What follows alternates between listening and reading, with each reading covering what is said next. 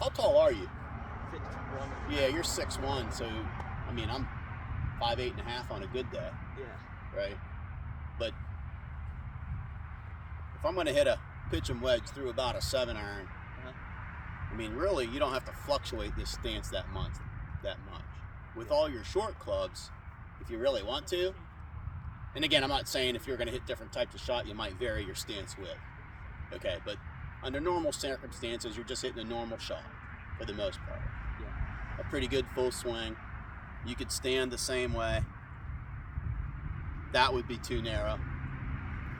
That would be too wide.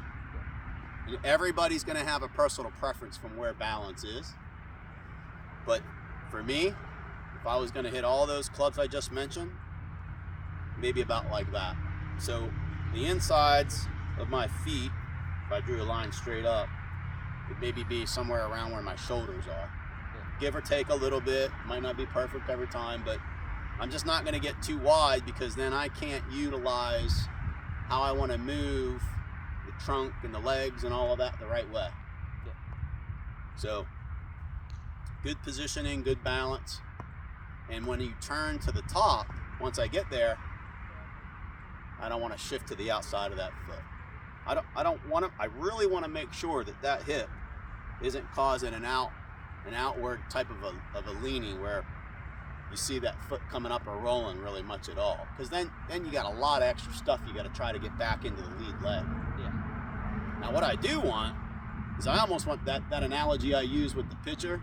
So if the pitcher's gonna, it's still maybe a little bit difficult to push off of it, but I want to try to create a position that I can get things moving and get them going without having too much of a lateral slide being out of balance.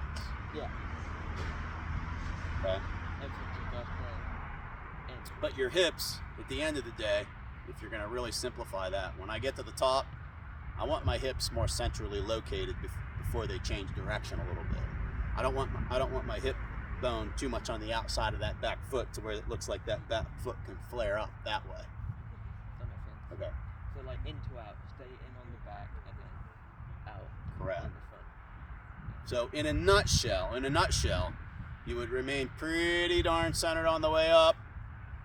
Then you would get a shift towards the lead leg. Then the hips would open up. And then you'd polish it off with coming back down.